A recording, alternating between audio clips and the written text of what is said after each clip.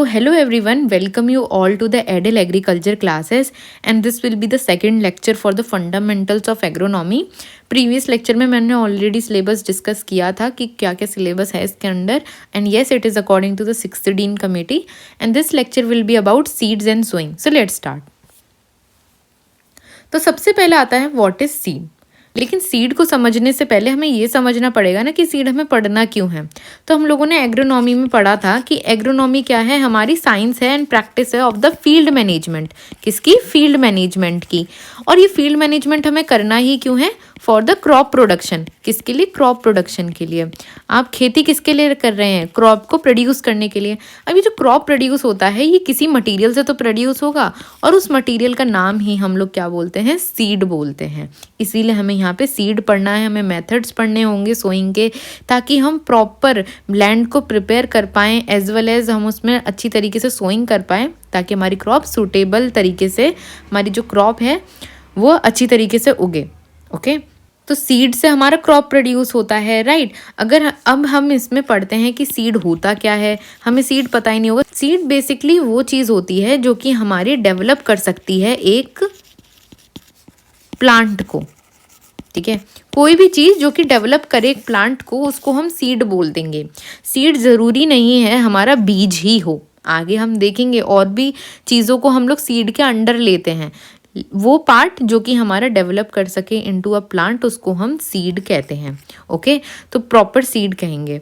अब ये जो सीड होता है, ठीक है, ये जो हमारा सीड रहेगा इसको हम लोग बोलते हैं कि ये मैच्योर ओव्यूल होता है. क्या होता है? एक मैच्योर ओव्यूल होता है.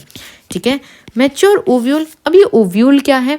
ओव्यूल आधे लोगों को पता होगा, आधे लोगों को नहीं पता होगा, राइट. जिनको पता है you can skip this part. I will discuss what is this ovule and how the seed develops and those who don't know listen here. So होता क्या है, यहाँ पे हम लोग देख सकते हैं कि मैंने एक क्रॉस सेक्शन लिया है फ्लावर का, राइट. तो ये फ्लावर का मेरा क्रॉस सेक्शन है. अरे जो होते हैं फ्लावर के अंदर दो पार्ट होते हैं. एक होता है मेल रिप्रोडक्टिव पार्ट, एक होता है female reproductive part. Male reproductive part जो होता है वो ये वाला पार्ट होता है, राइट. और जो फीमेल रिप्रोडक्टिव पार्ट होता है वो ये वाला होता है. ओके तो इसमें क्या होता है, ये वाला जो हमारा रहेगा इसको हम कहते हैं एंथर. क्या कहते हैं? एंथर. इसको क्या कहते हैं? स्टेमन. तो ये क्या है? हमारे मेल रिप्रोडक्टिव पार्ट है. और फीमेल रिप्रोडक्टिव पार्ट में क्या जाता है? इस वाले पार्ट को हम स्टिग्मा कहते हैं. इस वाले पूरे पार्ट को हम क्या कहेंगे? फिलामेंट कहेंगे. और इस पार्ट को हम ओवरी कहते हैं. क्या कहते हैं? ओवरी. ओके लेकिन अभी भी हमने ओव्यूल तो देखा नहीं कहीं भी. देखो कि ओवरी के अंदर आपको छोटे छोटे से कुछ स्ट्रक्चर देखने को मिल रहे होंगे. इन छोटे स्ट्रक्चर को ही हम ओव्यूल कहते हैं. क्या कहते हैं? ओव्यूल. तो जब हमारा एंथर में से पॉलन आता है, पॉलन हमें पता ही है मेल स्पर्म्स जैसे हमारे ह्यूमन बॉडी में होते हैं, वैसे ही फ्लावर के अंदर पॉलन ग्रेन्स होते हैं. ओके तो ये हमारे पॉलन जाके स्टिग्मा पे गिरते हैं. ये हमारे स्टिग्मा से होते हुए, फिलामेंट से होते हुए ओवरी के अंदर जाते हैं और इन ओव्यूल से फ्यूज़ कर जाते हैं. ओके और जब हम बाद में देखते हैं तो क्या देखते हैं कि ये जो ओव्यूल हैं ये डेवलप करते हैं इनटू सीड, और ये जो ओवरी पार्ट है ये फ्रूट में डेवलप कर जाता है. किस में डेवलप कर जाता है? फ्रूट में. जैसे कि ये जो पार्ट जो हमारे पूरे एप्पल का है, ये वाला पार्ट जो है ये पूरा ओवरी से बना है. क्या बना है? ओवरी से बना है. और ये जो सीड वाला पार्ट है ये हमारा ओव्यूल से बना है. ये एग्जाम्पल है, लेकिन जो हमारा एप्पल होता है ना वो थैलेमस से बनता है. सो डोंट गेट कंफ्यूज कि आगे कभी पढ़ो कि एप्पल जो है थैलेमस पार्ट से डेवलप होता है तो कभी कंफ्यूजन स्टार्ट हो जाए. No, it is just an example I am showing you कि एक फ्रूट जो होता है उसका जो मैच्योर पार्ट होता है वो ओवरी होता है और उसके अंदर हमारे सीड रहते हैं. अब एक चीज़ समझ लेते हैं, जब भी हम सीड की बात करते हैं तो हम लोग उसे एम्ब्रियो बोल देते हैं कि वो एम्ब्रियो है, एक मैच्योर्ड एम्ब्रियो है. क्या है? मैच्योर्ड एम्ब्रियो है. अब ऐसा क्यों कहते हैं? सो बेसिकली सीड के अंदर भी ना 3 पार्ट होते हैं. मैं इसे दूसरी स्लाइड में डिस्कस करती हूँ. ओके तो जो सीड होता है वो बेसिकली हमारे 3 पार्ट से मिलके बना होता है जनरली. पहला होता है हमारा सीड कोट, दूसरा होता है हमारा एंडोस्पर्म और तीसरा होता है हमारा एम्ब्रियो. ओके तो ये जो हमारा एम्ब्रियो, आप इधर भी देख सकते हैं, क्या देख सकते हैं यहाँ पे कि एक एम्ब्रियो बनाया है मैंने, एम्ब्रियो है बीच में, फिर एक एंडोस्पर्म है और यहाँ पे सीड कोट है। अब बेसिकली होता क्या है, हम तो सीड को जनरली ये सब मिला के बोल देते हैं, लेकिन सीड जो जिससे बेसिकली प्लांट डेवलप हो रहा है वो एम्ब्रियो है, एक मैच्योर एम्ब्रियो है। क्यों एम्ब्रियो, क्या ऐसा क्या होता है एम्ब्रियो के अंदर? एम्ब्रियो के अंदर हमारा शूट और रूट डेवलप करने की क्षमता होती है, तो उसको हम लोग इसीलिए सीड बोल देते हैं, ठीक है, मैच्योर सीड बोल देते हैं। Mature embryo is equal to mature seed, ऐसे बोल देते हैं, ठीक है। लेकिन अगर हम लोग टोटल अगर सीड का स्ट्रक्चर पढ़ते हैं तो हम लोग देखते हैं कि एम्ब्रियो है, उसके बाद एंडोस्पर्म है। एंडोस्पर्म क्या होता है? अब ऐसा तो नहीं है कि शूट और रूट अपने आप डेवलप हो जाएंगे, उन्हें भी नरिशमेंट चाहिए, तो वो हमारा एंडोस्पर्म उन्हें प्रोवाइड करता है। और सीड कोट क्या करता है? सीड कोट इन्हें प्रोटेक्शन देता है, इन सारे स्ट्रक्चर को क्या देता है? प्रोटेक्शन देता है। ओके सो आई होप आप लोग को सीड थोड़ा सा क्लियर हुआ हो। तो सीड होता क्या है? हमारा एक एम्ब्रियोनिक पार्ट है प्लांट का, जो कि एनक्लोज मतलब उसके अंदर है, enclosed in a seed coat. Okay it is enclosed in what? A seed coat के अंदर एक एम्ब्रियोनिक प्लांट है, पार्ट है प्लांट का, ऑफन कंटेनिंग फूड। इस फूड को हम लोग एंडोस्पर्म भी बोल सकते हैं। इसके पास क्या रहता है? फूड। क्या रहता है? फूड रहता है।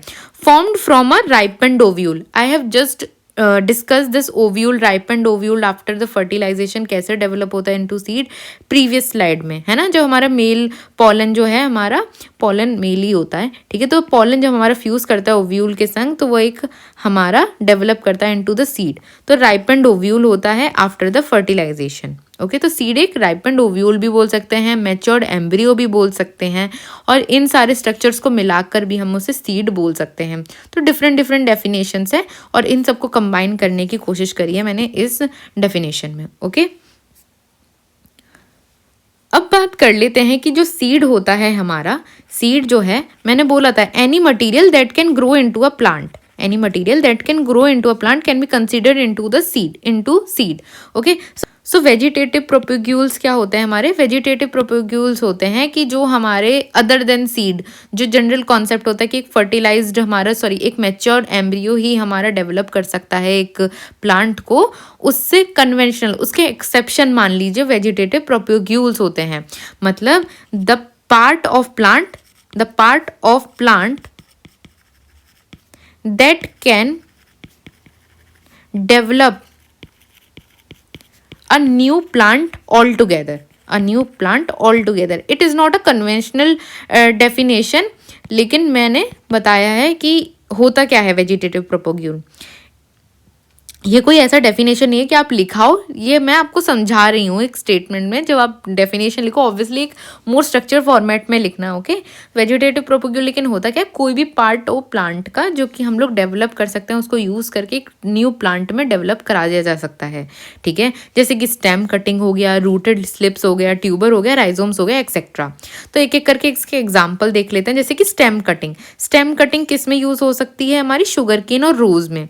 शुगर केन के हम जो है ये हमारी स्टेम, आपने तो देखा होगा गन्ना जो होता है हमारा बेसिकली लंबा लंबा सा होता है, और उसमें क्या होते हैं? इंटरनोड्स होते हैं। तो हम क्या करते हैं?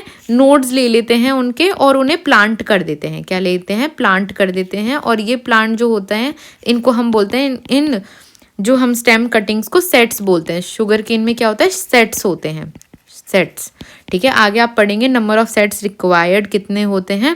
तो हम लोग जब स्टेम कटिंग की बात कर रहे होते हैं शुगर केन में, तो उन्हें सेट्स कहते हैं। ऐसे ही रोज़ की मम्मी लोग क्या करती हैं? जैसे कि स्टेम कटिंग ले आई रोज़ की, है ना, तो वो लगा देती हैं। तो डिफरेंट डिफरेंट कलर के रोजेज़ आते हैं हमारे, लाइट शेड्स के आते हैं हमारे, कई डार्क शेड्स के आते हैं। तो कई रोज़ की वैरायटीज़ ऐसी डेवलप करी जाती हैं जिन्हें हम ग्राफ्टिंग भी बोलते हैं। डिफरेंट ग्राफ्टिंग तो चलो हॉर्टिकल्चर में आ जाएगा, लेकिन जनरली हमारा क्या रहता है कि एक डंडी लाई और हम लोगों ने लगा दी और वो डेवलप कर जाती है into a plant, okay. Then it is rooted slip हम लोग फॉरेज क्रॉप के लिए यूज़ करते हैं। फॉरेज क्रॉप मतलब फॉडर क्रॉप, जो कि चारे, जिसे चारा बोलते हैं, उसके लिए। तो यहाँ पे एक रूटेड हमारी स्लिप्स का एग्जाम्पल दे रखा है कि आप रूटेड स्लिप्स को ऐसे ग्रो करा रहे हैं हम लोग। और रूटेड स्लिप यहाँ पे देखने को मिलती है। जैसे कि अगर आपकी कोई फॉडर क्रॉप है, उसमें से ऐसे रूट्स निकल रही हैं और उसे कहीं और जगह प्लांट कर दिया तो वो डेवलप कर जाएगी, ओके। ट्यूबर हमारा एक बेस्ट एग्जाम्पल है। ट्यूबर किसका है? हमारा पोटैटो का। पोटैटो का, बर्ड्स होती हैं पोटैटो में, ये जो बर्ड्स होती हैं तभी डेवलप करेगा into a new plant, okay, तभी डेवलप करेगा इनटू अ न्यू प्लांट। फिर आता है हमारा राइजोम्स। राइजोम्स क्या होते हैं हमारे, टर्मरिक का एग्जाम्पल है।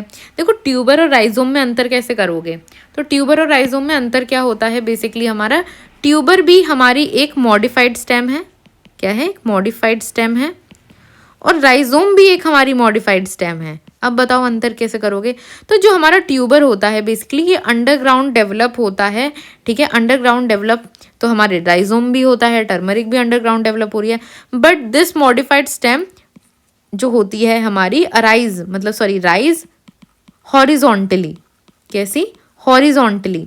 जनरली हमारा क्या होता है, वर्टिकल रहता है आलू, तो ठीक है ऐसे उगेगा, हम लोगों को पता होता है ऐसे, लेकिन जो हमारा राइजोम होता है ना ये हॉरिजॉन्टल पड़ा रहता है, तो हॉरिजॉन्टल जो चीज़ उगती है और हमारा फिर शूट इसके परपेंडिकुलर 90 डिग्री का एंगल बना के पौधा उग रहा है, और उसका जो स्टेम है वो 90 डिग्री लेटा हुआ है, तो उसे हम राइजोम कह देते हैं, जैसे कि टर्मरिक।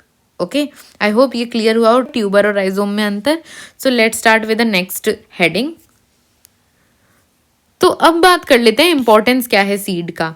सीड हमारे एसेंशियल होते हैं एग्रीकल्चर के लिए, है ना। सीड जो है हम लोगों को हाई क्वालिटी सीड्स ही चूज़ करना चाहिए ताकि हमारी ईल्ड जो है ज़्यादा अच्छी हो, और कई वेराइटीज़ आती हैं हमारी, ऐसा नहीं है कि वेराइटीज़ नहीं है हमारे पास, सीड में कई वेराइटीज़ हैं, ठीक है। तो हम लोगों को बेस्ट जो हमारे खेत के लिए बेस्ट हो, जो अफोर्डेबल हो, हमें वो चूज़ करनी चाहिए। तो डिफरेंट डिफरेंट स्ट्रेन्स होते हैं सीड्स के, अवेलेबल होते हैं, तो फार्मर को अपने अकॉर्डिंग एक राइट वेराइटी को चूज़ करना चाहिए। Okay, so this is the importance of seeds. Now very very important topic है ये हमारा characteristics of good quality seeds. आपका जनरली ये हमारा जो है ना ओवरलैपिंग, कुछ टॉपिक्स जो होते हैं हमारे एग्रीकल्चर में वो ओवरलैप करते हैं, लेकिन ऐसा नहीं है कि आते नहीं है। ये एक बहुत अच्छा हॉट टॉपिक रहता है क्वेश्चन फ्रेम होने का, कि आप बताओ कि characteristics, what is seed, then what are the characteristics of seed, what is the importance of seed. So they can ask ना वन सिंगल लाइन क्वेश्चन आपका फ्रेम कर देंगे और फिर आपको आंसर करना पड़ेगा, ठीक है। लेकिन होना भी आपको पता होना चाहिए गुड क्वालिटी सीड्स के एग्जाम्पल क्या। आप तो एग्रीकल्चर वाले ना, तो आप पता कैसे करेंगे, अगर आपसे पूछ लिया कि आप बताइए गुड क्वालिटी सीड्स के कैरेक्टरिस्टिक्स क्या होते हैं, तो सबसे पहला हमारा हेल्दी सीड होना चाहिए, क्योंकि हेल्दी सीड ही हमारा हेल्दी क्रॉप्स को डेवलप करेगा। अब होता क्या है, हमारा जो बीमारी लगती है सीड के अंदर, जो हमारी जो बीमारी लगती है सीड के अंदर, वो 2 स्टेजेस पे लग सकती हैं क्रॉप के अंदर, सीड के अंदर। एक तो जब हम उसे स्टोरेज में रखें, और दूसरा जब हमारा फील्ड के अंदर हो, ठीक है। तो 2 जगह बीमारी लग सकती हैं, या तो आपका फील्ड में लग जाए या फिर आप जब स्टोर करके रख रहे हैं तब लग जाए। तो जो आप यूज़ कर रहे हैं सीड, वो डिसीज़ रेजिस्टेंस होना चाहिए। अब डिसीज़ रेजिस्टेंस से हमें क्या फ़ायदा, तो डिसीज़ रेजिस्टेंस से ये फ़ायदा होता है जब भी आप उस सीड को स्टोर करके रखेंगे, तो अगर वो रेजिस्टेंस शो करेगा डिसीजेस के लिए तो उसमें बीमारी लगेगी ही नहीं। और दूसरा होता है सीड बॉन्ड, मतलब कुछ बीमारियां जो होती हैं जैसे कि फंगल इन्फेक्शंस जो होते हैं हमारे सीड के अंदर ऑलरेडी प्रेजेंट रहते हैं, और बाद में ये हमारे जब प्लांट में डेवलप करता है, सीड जो हमारा प्लांट में डेवलप करता है, तो ये बीमारियां प्लांट के अंदर आ जाती हैं, और फिर वो उसकी ईल्ड कम होती है, एज वेल एज उसकी डिज़ायरेबिलिटी भी कम हो जाती है, एज बिकॉज कि वहाँ पे डिसीज़ है। तो यहाँ पे सीड बॉर्न डिसीजेस को भी हटाया जाना चाहिए। डिसीज़ रेजिस्टेंस आप वेराइटी यूज़ करें, ऐसी सीड लें जो डिसीज़ रेजिस्टेंस हो। फॉर एग्जाम्पल, कैसे, किस पर्टिकुलर डिसीजेस के लिए एग्जाम्पल दे रखे हैं। आप जब एंटोमोलॉजी और पैथोलॉजी पढ़ते हैं तब आपको कई सारी डिसीजेस के बारे में पता चलता है। Here I just mention some example, okay. जैसे कि red rot in sugar cane एक बहुत बड़ी बीमारी है। तो जो हमारा टिक्का लीफ स्पॉट है ग्राउंडनट का, वो एक बीमारी होती है जिसके अगेंस्ट हमारा ग्राउंडनट में आपको डिसीज रेजिस्टेंस देना ही पड़ेगा, वरना ये पूरी जो सीड है, फसल है, उसको डिस्ट्रॉय कर देता है। Okay, then there is second germination period. हमारे सीड क्या होते हैं, जर्मिनेशन पीरियड का मतलब है डॉर्मेंसी से फ्री होने चाहिए। What is dormancy? डॉर्मेंसी क्या होती है कि आपके लिए फेवरेबल कंडीशन तो आ गई, जनरली फेवरेबल कंडीशन आने के बाद हमारा प्लांट जो है, हम लोग जनरली मानते हैं 2 वीक्स में जो है सैम्पलिंग्स जो होती हैं हमारी शूट दिखाने लगती हैं, शूट्स की ग्रोथ होने लगती है। लेकिन जब हमारी डोरमेंसी पीरियड चल रहा होता है तो उस पीरियड में आप देखेंगे कि प्लांट ग्रो ही नहीं करा, उसने जर्मिनेशन शो ही नहीं करा, जबकि फेवरेबल कंडीशन है, सारी कंडीशन सूटेबल हैं ग्रो करने के लिए, फिर भी वो ग्रो नहीं कर रहा, तो उसे डोरमेंसी कहते हैं। ओके, तो ये डोरमेंसी की प्रॉब्लम कहाँ देखने को मिलती है? हमारी ग्राउंड नट में देखने को मिलती है, राइस में देखने को मिलती है, सनफ्लावर में देखने को मिलती है। तो आपको ऐसे देखना है कि कई जो हमारे सीड्स आप ले रहे हैं जैसे ग्राउंडनट, राइस का या सनफ्लावर का, उनमें डोरमेंसी की कोई बीमारी या फिर डोरमेंसी ना हो। ठीक है, तो अब आगे देखते हैं जैसे कि हाई परसेंटेज ऑफ जर्मिनेशन। कुछ जो हमारी क्रॉप्स रहती हैं जैसे कि ग्रासेस हो गई हमारी, इनमें बड़ा अच्छा हाई परसेंटेज ऑफ जर्मिनेशन होता है, 98 से 99। आप देखेंगे कि जब आप पार्क वगैरह में देखते हैं तो जैसे घास काट दी जाती है बड़ी जल्दी उगती है ग्रासेस। तो ग्रासेस इसीलिए जल्दी उगती हैं क्योंकि उनका जो जर्मिनेशन परसेंटेज है वो काफ़ी अच्छा होता है ना, 98 to 99%, which is very good. तो इसीलिए जल्दी वो उगती हैं। ओके, सेलेक्टिंग वाइबल सीड्स, मतलब वाइबल सीड्स का मतलब क्या है यहाँ पे, और यहाँ पे फिर एग्जाम्पल में दे रखा है कि सोयाबीन लूजेस वाइबिलिटी क्विकली। तो ये सब मैंने ना हेडिंग्स जो हैं यहाँ पर इसीलिए दे रखे हैं ये एग्जाम्पल, ताकि आपको थोड़ा सा अंडरस्टैंडिंग रहे कि हम बेसिकली कहना क्या चाह रहे हैं। ओके, तो सेलेक्टिंग वाइबल सीड्स, मतलब वाइबल का ये मतलब होता है कि जब आपने जैसे सपोज करो सीड को स्टोर करके रखा हुआ, ऐसा तो नहीं है कि ब्रीडर ने आपको डेवलप करके दिया सीड और आपने तुरंत अपने खेत में लगा लिया। एक टाइम पीरियड होता है ना, पहुंचने से लेके हमारा बनने से लेके पहुंचने तक, तो उस बीच में हम लोग स्टोर करके रखते हैं। अब अगर हमारा सीड जो है बहुत जल्दी वाइबिलिटी लॉस कर रहा है, वाइबिलिटी का मतलब है वो अपना जर्मिनेशन नहीं शो कर पाएगा, विगर जो है वो लूज कर रहा है। विगर का मतलब है कि वो डेवलप इनटू द प्लांट, या फिर स्ट्रेंथ। विगर को आप सभी समझ लीजिए कि स्ट्रेंथ होती है to develop into a plant, और अच्छा खासा प्लांट, ऐसा नहीं है कि सस्ता मुस्ता सा प्लांट बन गया, अच्छा खासा प्लांट बनना चाहिए। तो वाइबिलिटी नहीं लूज करनी चाहिए। जैसे कि सोयाबीन में ये प्रॉब्लम देखी जाती है, तो जब भी हम सोयाबीन का ऐसा सीड लें तो हमें ये चीज़ें होती हैं, इन्हें ध्यान में रख के ही उसे सेलेक्ट करना है, ऐसी वेराइटी को सेलेक्ट करना है, ऐसे स्टोरेज प्रैक्टिसेस को अपनाना है कि वाइबिलिटी लूज ना करे हमारा सीड।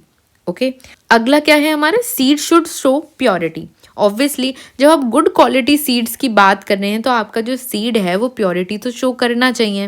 इसमें सबसे पहला आता है फ्री फ्रॉम रोग्स या फिर ऑफ टाइप। देखो रोग्स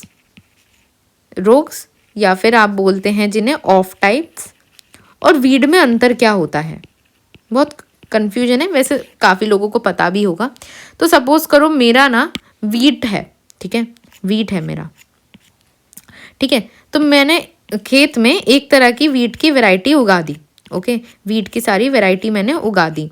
अब होता क्या है, ऑफ टाइप में क्या प्रॉब्लम होती है, ऑफ टाइप में कुछ जो हमारे सेम प्लांट होता है, सेम वैरायटी रहती है, लेकिन उसके कुछ प्लांट है ना छोटे रह जाते हैं। क्या रह जाते हैं? छोटे रह जाते हैं। तो अब ये जो छोटे प्लांट्स हैं ये अलग ही चमकते हैं खेतों में, है ना, या फिर ये कुछ इनमें से कुछ ज़्यादा ही लंबे हो जाएं, है ना, कुछ ऐसे बहुत लंबे भी हो जाएंगे, लेकिन जनरली हम बात करते हैं कि छोटे जो रह जाते हैं। ठीक है, तो ऑफ टाइप प्लांट्स जो होते हैं वो अलग ही दिखते हैं, तो यूनिफॉर्मिटी नहीं आती, और यूनिफॉर्मिटी बहुत ज़रूरी होती है, स्पेशली जब आप सर्टिफिकेशन के लिए जा रहे हैं। सर्टिफिकेशन के लिए जा रहे हैं, अपने सीड को सर्टिफाई कराने के लिए, एक ब्रीडर सब सर्टिफाई कराने जाता है, तो उसका खेत यूनिफॉर्म दिखना चाहिए। अब उसके अंदर ऑफ टाइप प्लांट दिखेंगे तो ये तो बड़ा दिखेगा ना कि गलत है, कि सीड कितना वाइबिलिटी ही नहीं है सीड की, अच्छे प्लांट्स नहीं लगाएं, अच्छा सीड नहीं था हमारा, तो ये रोगिंग करी जाती है ताकि जो ऑफ टाइप प्लांट्स हैं ये हमारे हटा दिए जाएं, क्योंकि इनमें यील्ड भी कम होगा, एज वेल एज ये जो ऑलरेडी ग्रोइंग अच्छे खासे स्टेब्लिश प्लांट है उनको कंपटीशन भी दे रहे हैं, तो हम नहीं चाहते इनको फालतू में न्यूट्रिशन मिले, तो हम इन्हें रिमूव ही कर देते हैं ताकि जो सारा न्यूट्रिशन है अच्छे खासे प्लांट जो है हमारे उनको जाए। और वीड्स तो हमें पता ही है कि अगर हमारा खेत है तो उसके अंदर जो हमारी अनवांटेड प्लांट्स होते हैं उनको हम वीड कहते हैं। क्या कहते हैं? उनको हम वीड कहते हैं। तो ये जो होता है रोग्स और वीड में अंतर होता है। सेकेंड पॉइंट है free from other crop seed. Obviously weed के फील्ड में मस्टर्ड आ रहा है, ठीक है, तो वो भी एक दिक्कत है। अदर क्रॉप के सीड्स नहीं आने चाहिए। Free from weed seed, obviously weed का जो है हमारा वो नहीं रहना चाहिए। Free from inert material, inert material जैसे कि हे हो गया, हस्क हो गया, तो इन सब से भी फ्री होना चाहिए। हमारा नेक्स्ट पॉइंट आता है सम सीड्स में carry diseases and required treatment. Obviously मैंने बोला था कि जो सीड होता है वो दो तरह का, उसमें बीमारी लग सकती है, या तो स्टोरेज में लग सकती है या ऑलरेडी उसके अंदर प्रेजेंट हो फील्ड कंडीशंस में, राइट। तो अगर फील्ड कंडीशंस में है, मैं सीड को सो करने से पहले ही उसका ट्रीटमेंट करा दूंगी। जैसे कि हमारे ट्रीटमेंट किस तरह के होते हैं, ये फिजिकल भी हो सकते हैं जैसे कि हॉट वाटर ट्रीटमेंट है ना, या फिर हमारे केमिकल ट्रीटमेंट भी हो सकते हैं। केमिकल ट्रीटमेंट्स में कौन कौन से आते हैं हमारे केमिकल, अभी आप एग्रोनॉमी में इतना पढ़ेंगे, 3 तरह के केमिकल्स बहुत ज़्यादा यूज़ होते हैं, जैसे कि बेविस्टीन, ओके, बेविस्टीन हो गया, कप्टान हो गया, कैप्टन कप्टान है ना, और एक थीरम। ये 3 आप इतने बार नाम सुनेंगे और घुमा घुमा के इन्हीं के नाम आएंगे। तो जो केमिकल्स होते हैं उनसे हम लोग अपना सीड का ट्रीटमेंट कराते हैं ताकि जो भी उसके अंदर डिसीजेज हों वो ट्रीट हो सकें, या फिर हम लोग हॉट वाटर ट्रीटमेंट से भी उसे ट्रीट करा सकते हैं। तो अब बात करते हैं क्लासिफिकेशन ऑफ सीड्स की। देखो सीड्स जो है, ये सारा टॉपिक जो है ना, वो हमारे सीड टेक में आते हैं, ठीक है।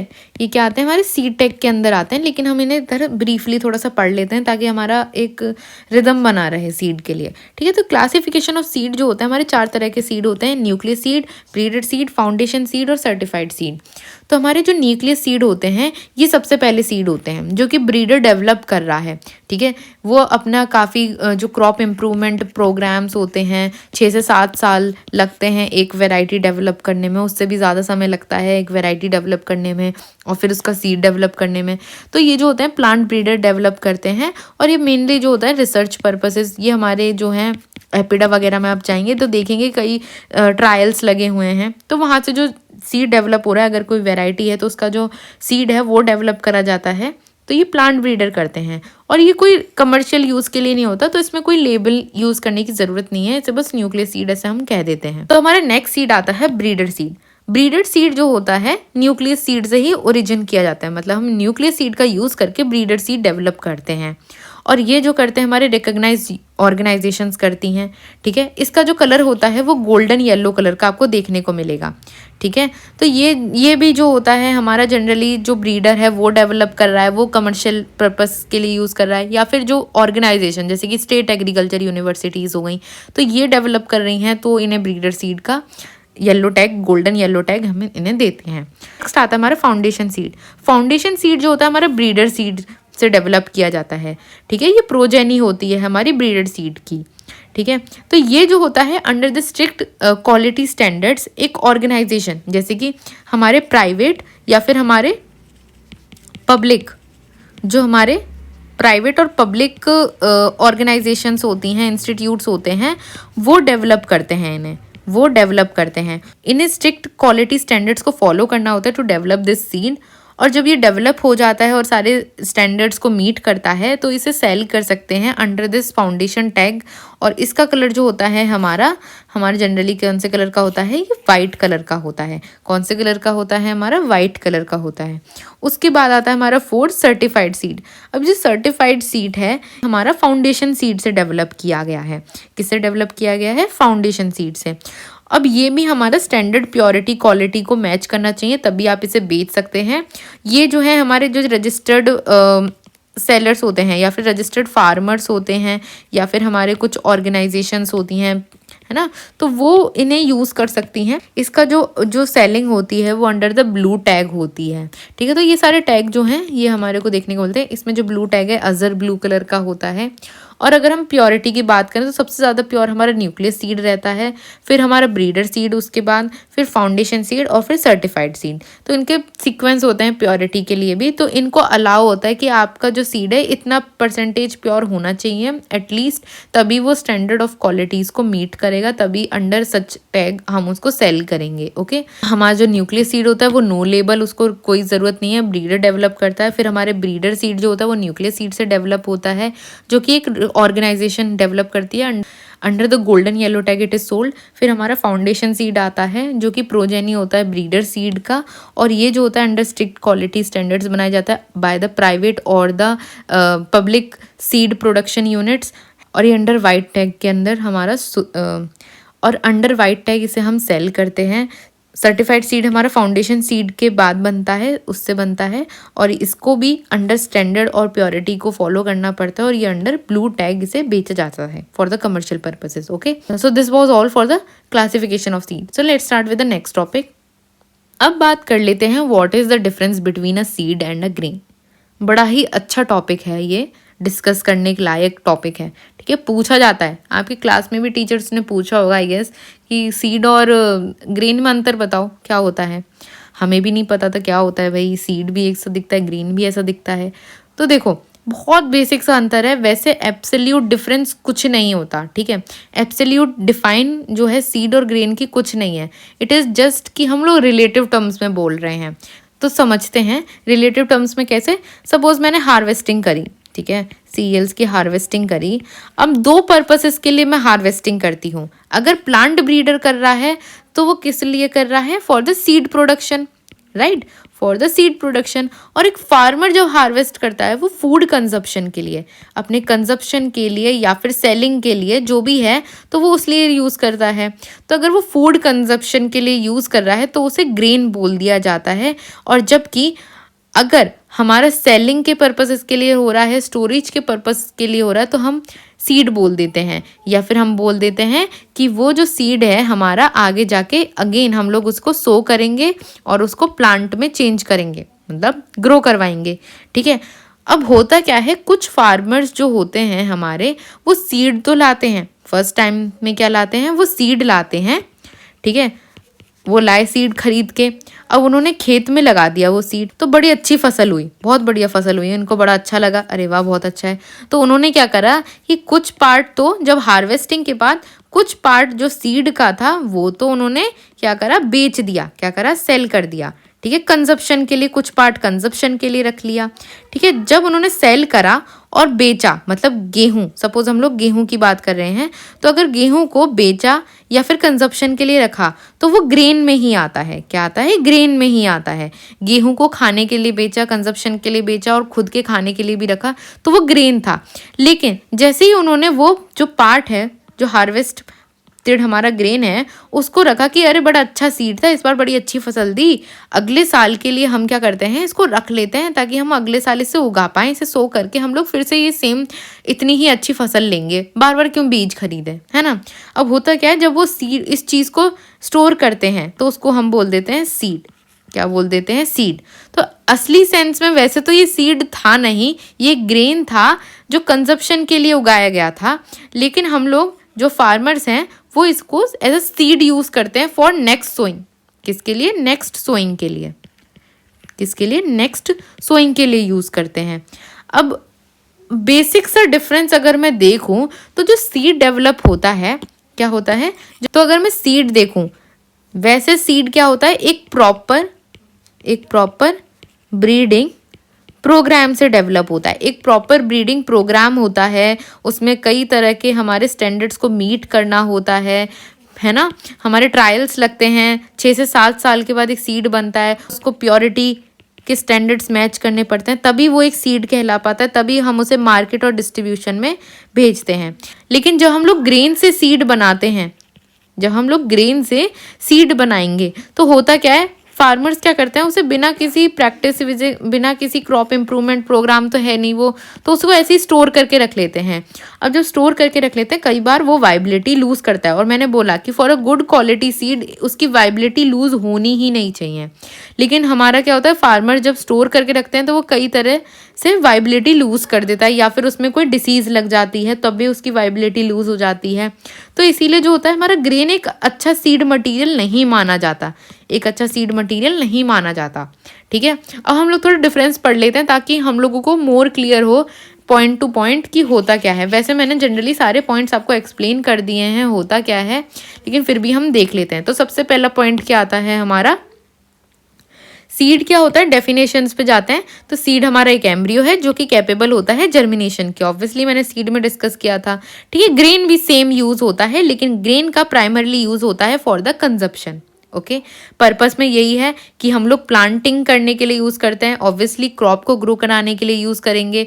और इसको किस लिए यूज़ करते हैं? Harvested for the food and consumption के लिए यूज़ कर रहे हैं। ओके मेथड, प्रोडक्शन का मेथड क्या होता है? हम लोग प्रॉपर ब्रीडिंग प्रोग्राम के थ्रू ही इसको यूज़ करते हैं। और हमारा सीड जो होता है उसको जेनेटिक प्योरिटी और फिजिकल प्योरिटी दोनों उसके अंदर होनी चाहिए, ताकि तभी वो उसको सीड कहलाया जाएगा, तभी उसको आगे प्रोसीड फॉर द डिस्ट्रीब्यूशन के लिए उसको प्रोसीड करा जाता है, ठीक है, भेजा जाता है। ग्रेन्स की बात करें तो harvested directly from the crops without the specific focus on the genetic purity. उनको कोई फर्क नहीं पड़ता कि मिक्सिंग हो जाए, ठीक है, मिक्सिंग हो जाए या कोई प्रॉपर ब्रीडिंग प्रोग्राम है तो हम लोगों को ऐसे कोई आएगा इंस्पेक्टर और चेक करेगा, ऐसा कुछ नहीं है। तो जेनेटिक प्योरिटी होती नहीं है, ठीक है, कई उसमें चीज़ें मिक्स हो जाती हैं। वाइबिलिटी की बात करें तो ये यहाँ पे जो हमारे सीड डेवलप होते हैं वो वाइबल होते हैं और वेगर होते हैं। ऑब्वियसली उनमें जो है 99% हम देखते हैं कि उसके अंदर जर्मिनेशन का परसेंटेज रहे। लेकिन यहाँ पे क्या होता है, जब हम लोग प्रॉपर स्टोरेज नहीं रखते हैं तो यहाँ पे जो हमारा ग्रेन है जो हम लोग सो करने वाले थे एज अ सीड, वो वाइबिलिटी लूज करता है और जनरली हम लोग रिकमेंड नहीं करते कि वो सो करा जाए। ओके प्योरिटी स्टैंडर्ड्स की बात करें तो should physically and genetically satisfy the certification standard. एक ब्रीडर को खून पसीना बहाना पड़ता है तब जाके उसको एक सर्टिफिकेशन स्टैंडर्ड का मिलता है। सर्टिफिकेशन स्टैंडर्ड जो होता है तभी हमारा सर्टिफिकेट प्रोवाइड करता है, अगर जब उसके अंदर जेनेटिक और फिजिकल प्योरिटी रहती है तभी उनको जो है सर्टिफिकेशन मिलता है। लेकिन यहाँ पर तो फार्मर को कौन सर्टिफिकेशन दे रहा है, उनको कोई मतलब नहीं है, प्योरिटी का ना देखा जाता ना हमारा सर्टिफिकेशन का कोई स्टैंडर्ड मीट होने की रिक्वायरमेंट होती, राइट। अगला आता है हमारा केमिकल ट्रीटमेंट। केमिकल ट्रीटमेंट क्या होता है? जब सीड सो करते हैं तो आप पेस्टिसाइड, फंजीसाइड का यूज़ करते हैं ताकि एक जो हमारा प्लांट है उसके अंदर कोई डिसीज़ ना लगे, कोई पेस्ट ना हो, अगर स्टोरेज में बात कर रहे हैं। लेकिन जो ग्रेन होता है उसको तो हम कंजप्शन के लिए यूज़ कर रहे हैं। अब कंजप्शन के लिए यूज़ कर रहे हैं तो जो आपका गेहूँ आपका निकला हार्वेस्टिंग के बाद, आप उसमें थोड़ी पेस्टिसाइड डाल देंगे? नहीं डालेंगे, केमिकल्स का भी यूज़ नहीं करेंगे क्योंकि वो ह्यूमन और एनिमल कंजप्शन के लिए सेफ नहीं होता है। ओके उसके बाद हमारा आता है स्टोरेज। स्टोरेज में क्या है, हम लोग कंट्रोल्ड एनवायरनमेंट में डालते हैं जहाँ की लो रेस्पिरेशन और बायोलॉजिकल एक्टिविटी हो। बेसिकली जब भी हम स्टोरेज की बात करते हैं हम चाहते हैं कि वो डोरमेंसी शो करे। मैंने तो बोला था, लेकिन गुड कैरेक्टरिस्टिक्स जो होती हैं वो डोरमेंसी शो नहीं करनी चाहिए। डोरमेंसी तब सुटेबल होती है जब अगर हमें स्टोरेज करना हो for the long term. Long term के लिए डोरमेंसी ज़रूरी है। अब बताओ, अगर आपने स्टोर कर रखा है और वो तभी जर्मिनेट कर जाए, उसको ज़रा सा मॉइस्चर मिले और वो जर्मिनेट कर जाए तो वो सीड खराब हो जाएगा ना, उसी में से शूट। हम तो चाहते हैं जो वो हम उसे सॉइल के अंदर प्लांट कर दें, सो कर दें, तभी उसमें से निकले बीज, तभी उसमें से प्लांट निकले। ओके तो कंट्रोल कंडीशंस के अंदर लो रेस्पिरेशन और बायोलॉजिकल एक्टिविटीज़ भी सप्रेस्ड हैं। इसके अंदर कोई स्ट्रिक्ट हमारे इसको स्टोरेज की रिक्वायरमेंट नहीं होती। कंजप्शन का है तो आप डायरेक्टली सेल कर सकते हैं, ठीक है। Certification, obviously certification is very much needed. इसमें कोई सर्टिफिकेशन की रिक्वायरमेंट नहीं होती। क्वालिटी नॉर्म्स, इसको स्ट्रिक्ट क्वालिटी नॉर्म्स मीट करने पड़ेंगे तभी ये पास करा जाता है, उसको कोई क्वालिटी नॉर्म्स फॉलो नहीं करने पड़ते। फार्मर को यूज़ करना पड़ता है कि यूनिफॉर्म सीड प्लांटिंग, आपको सीड ड्रिल का यूज़ करना पड़ेगा ताकि यूनिफॉर्म सीड प्लांटिंग हम करा पाएँ। सीड को ऐसा ग्रेन को तो हम लोग जनरली यूज़ करना नहीं चाहिए, लेकिन अगर करते हैं तो ट्रेडिशनल मेथड यूज़ करते हैं जो कि पुअर और नॉन यूनिफॉर्म यील्ड्स हमें देता है। एक तो हम लोग ग्रेन यूज़ कर रहे हैं, पहली बात तो यही गलत है। लेकिन अगर कर भी रहे हैं तो उसको ट्रेडिशनल वे, जैसे कि ब्रॉडकास्टिंग कर दिया। ब्रॉडकास्टिंग करने से क्या होता है, उसका पुअर और नॉन यूनिफॉर्म यील्ड हमें देखने को मिलता है। Conversion, untreated seed can be used as grain. Obviously जो हमारे ट्रीटेड सीड नहीं है, जिनमें हमने पेस्टिसाइड, फंजीसाइड कुछ नहीं डाला, हम उसे ग्रेन की तरह यूज़ कर सकते हैं। लेकिन ग्रेन को हमें यूज़ नहीं करना चाहिए सीड की तरह। सोर्स की बात करें तो ये एक राइपेंड ओव्यूल है। आफ्टर द फर्टिलाइजेशन ये हमारे यूज़ करा जाता है और यहाँ पे हम लोग जब हार्वेस्टिंग कर लेते हैं तो उसी को हम लोग स्टोर करके रखते हैं, उसे ही हम ग्रेन कहते हैं। तो जो कुछ पॉइंट्स हैं ये थोड़े से रेपिटेटिव हैं तो आप इन्हें अवॉइड भी कर सकते हैं। जो स्टार्टिंग के पॉइंट्स हैं they are more than sufficient to give you the overview what is the difference between a seed and a grain. Okay so let's start with the next topic.